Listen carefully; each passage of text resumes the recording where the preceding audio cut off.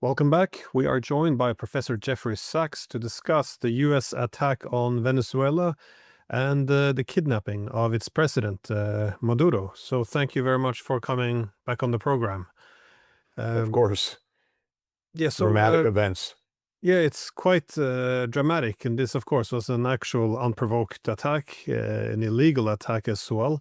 But the capture or arrest, as the media sometimes refer to it, as the president of Venezuela has been also quite dramatic. How are you assessing the situation, and what are the objectives of the United States here? Well, clearly this is a blatantly illegal act, but it's one in a long line of blatantly illegal American actions. And just in the recent days, Trump has been threatening a new country every day. He bombed Nigeria last week. He said that the U.S. would intervene in Iran if the government acts against the protesters in a way that Trump doesn't like. He has invaded Venezuela. Just recently, he created a special envoy for Greenland, declaring that Greenland will be ours. So it's a threat against Europe, which of course Europe doesn't even acknowledge or recognize because it's so passive relative to the United States. We're we are not in a constitutional order in the United States. We are in an order led by a military state. We do not obey the U.S. Constitution. Everything is by executive decree. When a congressman dared to mention the U.S. Constitution today, Trump said, "What is he whining about? This is ridiculous." Well, this is really at least what Trump has done is expose the fact that we're at the end of constitutional rule in the United States. What happens when there's a thuggish rule remains to be seen. But in my view, this makes the world extraordinarily dangerous. Of course, we're hardly at the end of the story about Venezuela itself. They have arrested a president, but this is not the end of anything. The whole history of U.S. regime change operations, which number probably around 100 such operations since the end of World War II, is a record of bloodshed, violence, deliberate creation of instability, coups, assassinations, civil war. So we don't know what will come next, but we know that there's been thuggery. It's also interesting, though it's maybe I don't have a definitive count of it, but I've not noticed any of the mainstream media in the United States even raising a question about this. The New York Times, the so-called paper of record, did not one time in recent weeks say, "Oh, it wouldn't be a good idea to brazenly attack that country." The editorial board was completely silent. As far as I can see, it remains silent. Our Congress is moribund. It doesn't exist, in fact, in any operational sense. So I find all of this very dramatic and extremely worrisome, though I hasten to repeat, we're not at the end of the story by any means of what will transpire in Venezuela itself. There is a government in place, there is a military, there is a mobilized part of society, there's lots of guns around. This is not a simple, smooth takeover by the United States as much as Donald Trump might believe so. Yeah, that long list of only the threats being made over the past few weeks is quite extraordinary. And we see Trump getting increasingly unhinged, not just at our domestic, but also at the international level.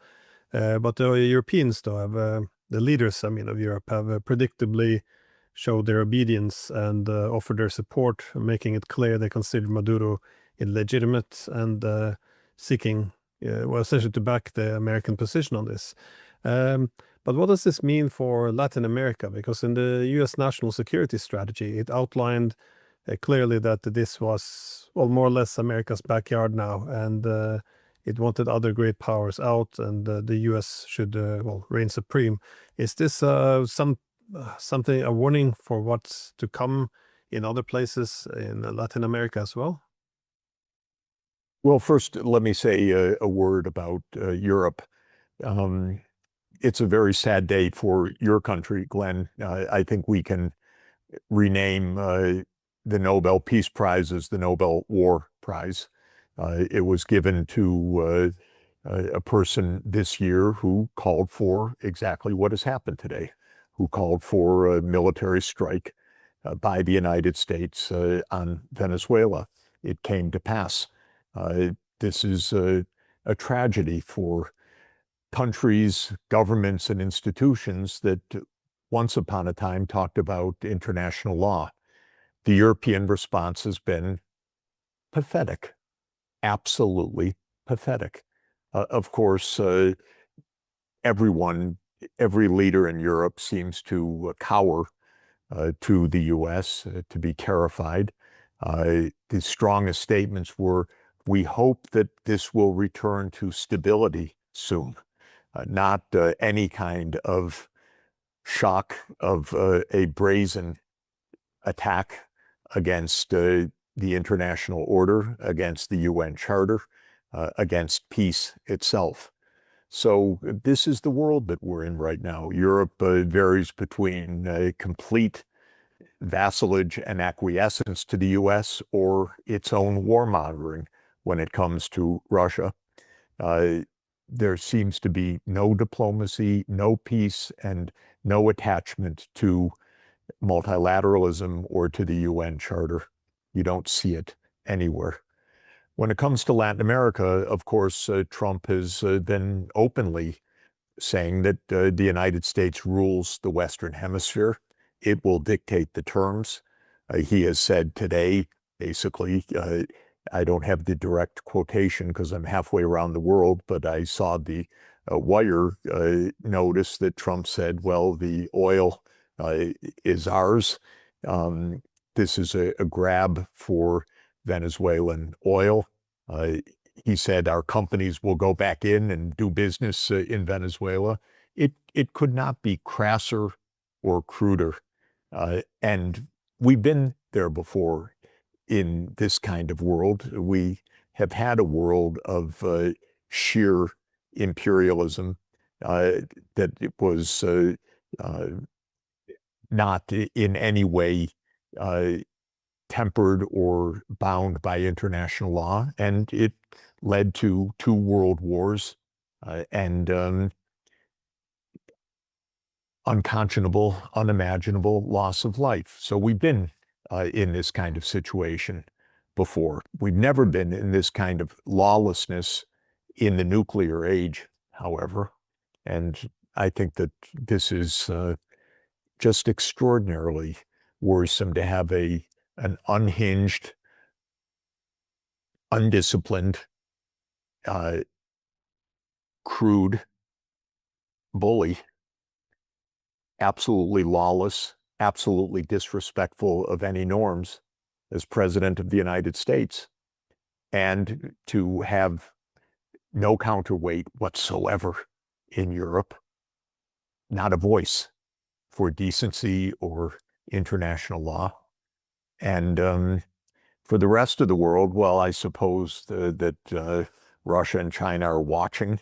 They have said this is obviously a crass violation. They're not going to intervene in the Western Hemisphere. But what has happened is simply another step of completely dismantling of the institutions and lessons that we once thought we had learned from World War I and World War II and had installed, however fragilely, in the United Nations system and in international law. It barely exists. The UN is in the same situation today as the League of Nations was in its defunct period in the late 1930s and early 1940s. It essentially is useless right now. And I'm sorry to say it because I've been working for and with the UN for 25 years, but the US has disowned it, is trying deliberately to destroy it. And while one hoped that the rest of the world would rally to its defense, we see that Europe is silent. And our lights went out. I'm in the Himalayas right now, so but I don't see what is needed right now, which is the rest of the world rallying to the cause that this can't stand in this way. Maybe in the first hours, one shouldn't expect this, and maybe more will come. But it's a very, very alarming period. The US is deliberately out to rip up any semblance or shred of international law. I don't know how Europe will feel when the United States invades Greenland, but don't be surprised when it happens. Trump has announced it. He has announced it again and again, and it's very, very likely to happen. One day, Trump will say we have a national emergency, and Greenland will be occupied. And then probably Europe will say, oh, thank you, U.S. It could have been worse. This is how things are right now. Principles, who needs them? Well, you mentioned Norwegians gave the Peace Prize to Machado, and I already see that Fox News has announced that she is the logical successor now after Maduro's fall. This is how they frame it. But of course, all of this is, well, this was to a large extent the purpose, I think, of giving the prize. That is to give the legitimacy for the invasion, given that she has been a supporter of it. But it also, of course, was complemented by other justifications. We heard about narco-terrorism. We're told that Hamas, Hezbollah, Iran, Russia, China, all of these actors are operating in Venezuela, whatever that might mean, which makes it also legitimate. And of course, Trump said that this is our oil and we want it back.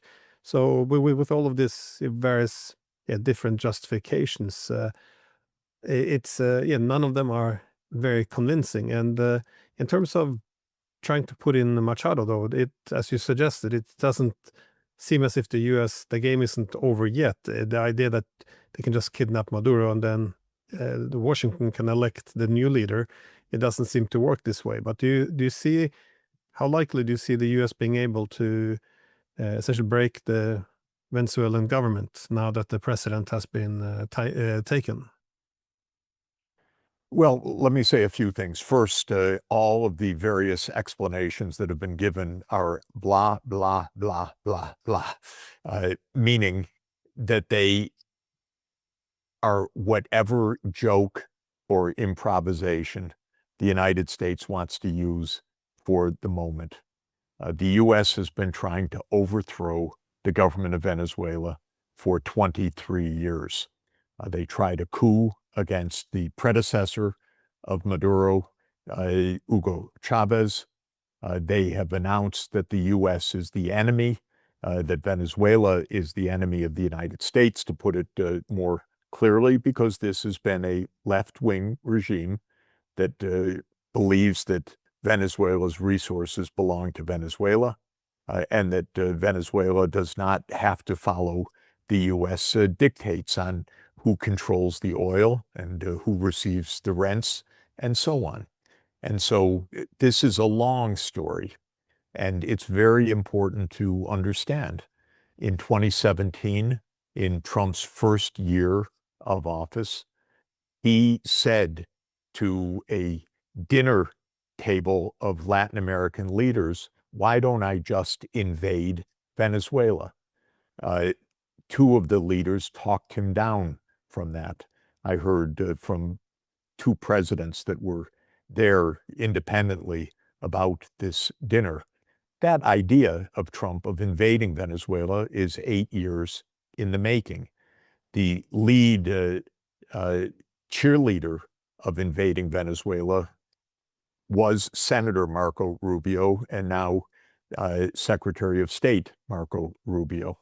And there were celebrations in Florida today of Venezuelan expats and others celebrating the U.S. action. What does this mean? This is partly U.S. politics because Florida is a swing state, but it means it's been a long-term project. Whatever is said is just blah, blah, blah. This is a concerted, long-term attempt to bring down the government of Venezuela. I think people would do well to understand how the U.S. foreign policy operates. It operates on a long-term basis and tells whatever lies or stories or narratives it wants to tell at any given moment to keep the long-term narrative. In the case of Ukraine, it was a 30-year project to bring Ukraine into the American military orbit. This goes back to the early 1990s. In the case of Venezuela, it's been a more than 20-year effort. In the case of Syria, where Bashar al-Assad was brought down last year, that was an effort of 13 years by the CIA and the U.S. deep state.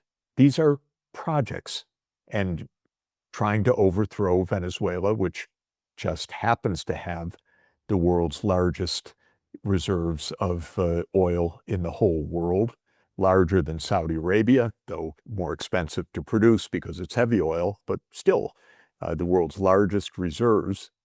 Well, this is a project of the United States. Trump is unusually thuggish. The collapse of the American constitutional order is very far advanced.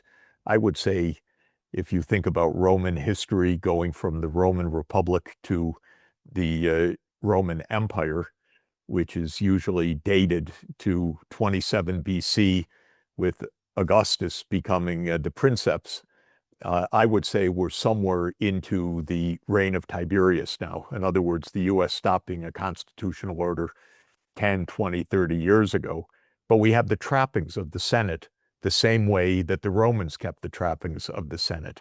We don't have a constitutional order. We have a president enriching himself and his friends. Nobody says a word. We have a president that rules by executive decree. No one says a word. We have a president going to war against Iran or complicity in Gaza or attacking Venezuela or bombing Nigeria. Nobody says a word.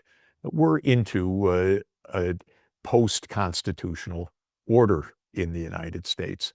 So this is really our situation. It's quite dramatic. The world should not sit by if it takes any lessons from history. This is an extraordinarily dangerous period. The reason we created international law, the International Court of Justice, was not for the U.S. to sanction it and threaten it and bludgeon it. It was to avoid global annihilation in a third world war, but that one in the nuclear age. We're getting closer to that every moment when we rip up the UN Charter. When they gave the Peace Prize to Machado, it made some sense because for the past 30 years we've been saying that peace depends on democracy, and democracy is delivered by military force. So essentially war is peace. This is kind of the logic for the past 30 years. But you see now in the media some repetition of this. That is, all the media outlets, they don't discuss the legality of what the United States has done, but they refer to Maduro as a dictator and suggesting, well, now there might be freedom. So they do what they can to make this seem legitimate. Um, of course, the EU frames this as standing with the Venezuelan people against their president. But as you said before, Trump has also threatened now to help the people of Iran if they are, if the protesters are, shot or arrested by their government. So, while legitimizing it might work across the Western world, the world is looking very different now. I'm not saying that countries like China or Russia would go to war with the United States. I don't think under any circumstances they're considering anything of the sort. But what are the wider ramifications here now? Because if you're sitting in Iran and other countries, you must be aware that all rule of law is now essentially gone, and it does feel the U.S. has gone rogue. Again, when we started speaking, it went through a very solid list of only the things the Trump administration has done over the past few weeks. So, what do you think are the wider ramifications beyond, of course, the sufferings in Venezuela? Well, the first thing I would say, by the way, is that the idea that democracy is peace is a fairy tale that was disproved 2,300 years ago and countless times since then. Athens was the democracy of its day, and it was utterly imperialistic, making war, destroying other city-states. It finally ended up in a way committing its own suicide by an extravagant adventure to conquer Syracusa, a city-state in Sicily, which then, when it failed, left it exposed to a final defeat by Sparta in 404 BC. In the 19th century, the great democracy was Britain, certainly the most violent country of the 19th century. The country that attacked just about everybody in the world. In the 20th century, the United States, especially in the second half of the 20th century, when the U.S. became the global hegemon or the would-be global hegemon replacing Britain, the United States has certainly been the most violent country in the world. 100 regime change operations or so, wars of choice, perpetual war, all on whatever narrative, whatever lies, whatever story the United States wanted. And for many reasons, whether it was resources or simple conquest or ideological campaigns, but it's been war. So the idea that democracy is peace is an Orwellian idea. Democracy by these leading hegemons, whether it's Athens or Britain or the United States, has meant war almost non-stop. Now, Iran is a project like Venezuela is a project, like Syria is a project. The United States has been intervening in Iran since 1953, when it toppled the first, when it toppled a democratic government of Mossadegh, which had the audacity to think that the oil under Iranian ground was actually Iranian. When Mossadegh declared that Iranian oil was Iranian and would be controlled by Iran, MI6 and the CIA overthrew Mossadegh and installed a police state. When the police state fell in 1979, the United States armed Iraq to attack Iran, and hundreds of thousands of lives were lost. Since that time, the United States has tried to destroy Iran in multiple ways, economic sanctions repeatedly, of course.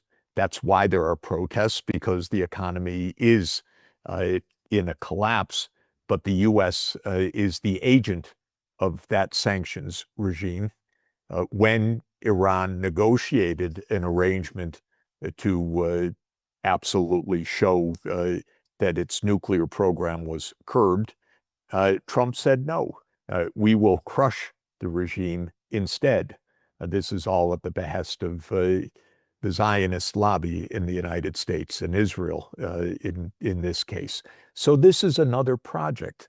They're probably chortling. Oh, look, we're very, very close right now. We should understand that the protests in Iran are part of the script. I'm not saying people aren't protesting. I'm saying the U.S. has gone out of its way to crush the Iranian economy and to crush the regime. And last week, Trump made all of this very, very clear. So we, I think, can expect Israeli bombing soon, or maybe U.S. and Israeli bombing soon, or some other CIA operation. God only knows. But I was saying that for the world, this is alarming. It's not something just to go along with. I don't think, even though, as I said, the UN really is defunct right now, it should not be allowed to die. It needs to be brought back to life. And while the U.S. will not do that, the rest of the world, maybe the rest of the world ex-Europe, so leave aside the Western alliance, so-called, you have 85% of the world that really should not want this kind of thuggery. Of course, as an American, I don't want this kind of thuggery, but nobody asks the American people anything anymore. This is all a military state that we're in that is extra-constitutional. Well, it seems that the success of the U.S. attack, though, on Venezuela will to a large extent depend on how quick they can do this. If they're able to topple the government and get this done by the end of the weekend, then it would be low-hanging fruit. Just we went in, we showed strength, and now we have all their oil. But if it drags on, it could be deeply problematic. How do you see this affecting the base of Donald Trump? Because it appears that the America First people are already quite kind of split with the people essentially aligned with the ideas of Tucker Carlson see this as being a violation of a Trump's mandate, what they voted for. I think you're exactly right. What will determine the verdict is what happens in the coming days and weeks and months. My guess on that, and I will underscore guess, is that nothing will go smoothly. We have a long history of regime change operations. Sometimes they succeed. This one has not even succeeded yet. This has been a decapitation of a president and his wife, not of the regime. And it's hard actually to see how the regime is brought down by this per se. But there could, it's possible that something more happens. I'm sure there are plans and ideas, but the history of these operations is that they are followed by long periods of unrest, coups, instability, insurrections, civil war. And I think that this is quite possible, what will happen in Venezuela. There's a very good book that everyone who wants to understand American foreign policy should read called Covert Regime Change by Lindsay O'Rourke, who was a PhD student of John Mearsheimer and wrote her dissertation on the 64 covert regime change operations that took place between 1947 and 1989. By the way, covert regime change is a little bit of an oxymoron. When the regime is changed, you know who did it. What covert means is the U.S. lies about it. So not that it's unknown who did it, but that the U.S. lies about it. So you could say 64 regime change operations in which the U.S. lied. Now, she documents what happens. Many of them failed to achieve regime change. Maybe they assassinated a leader but didn't change the regime. Many changed the regime, but of those that changed the regime, most descended into prolonged instability. There are very few cases where the U.S. political purpose was served by what happened. Even if you don't accept the U.S. political purpose as legitimate, just to ask the question, did the U.S. achieve its aims? The answer is very, very rarely. And I think in the case of Venezuela, it would be a real long shot that the U.S. achieves its aims. And I don't accept the aims, but even if one accepted the aims of regime change, the idea that this will lead to a pro-U.S. democracy in which Chevron and ExxonMobil will thrive, well, that's Trump's aim, but I think it's unlikely to be realized. I can't help but to think that part of the problem here is that the US can't really compete with China anymore. And when the new US national security strategy seeks essentially to restore this new imperialist version of the Monroe Doctrine, it's clearly aimed at China. They're concerned that China is the main trading partner of most, if not all, of Latin America. So how do you expect the reaction from different world leaders to be? I know the Chinese and the Russians especially have sent out very strong condemnation, but do you see this moving in a dangerous direction? Well, it certainly moves in a dangerous direction anytime there is a violent attack by the United States against another country. It can have many profound ricochet effects. So this is, of course, dangerous. I don't think that Russia or China, as you rightly said, will directly intervene or challenge the United States on this militarily, though I think that they will strongly condemn this from the point of view of the UN Charter. If we see this followed up by violence inside Venezuela and an attack by Israel in Iran, well, then we're really heading towards a potential complete explosion and disaster. Iran, of course, would be far more dangerous and destabilizing than this attack on Venezuela, which is bad enough. But if Israel now takes this, and I think they're very likely to, as the cue for an attack on Iran, I think we're heading towards all kinds of very, very dire and unpredictable consequences. Iran itself is no pushover, and Venezuela may prove to be no pushover, but Iran far stronger and able to inflict far more damage, and with friends that can inflict even far more damage. So it's extremely dangerous. This kind of thuggery has a contagion effect.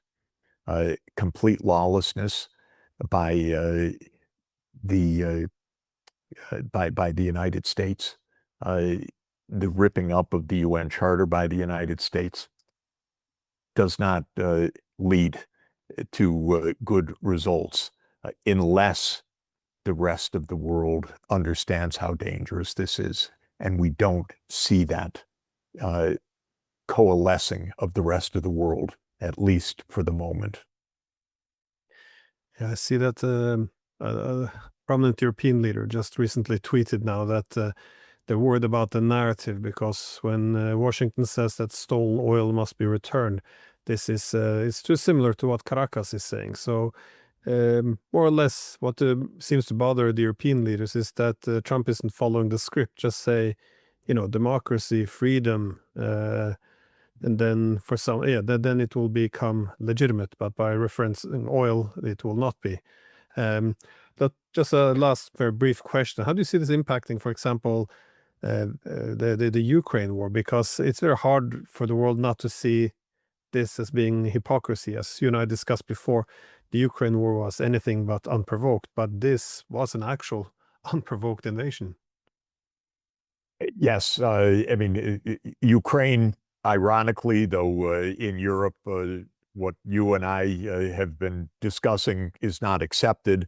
But the truth is, Ukraine is another story of a U.S. project. So I think the main point is one should not glibly say, well, the U.S. is doing in Venezuela what Putin did in Ukraine. It's actually the U.S. is doing in Venezuela what the U.S. did in Ukraine. So this is both U.S. provoked. These are both projects of the U.S.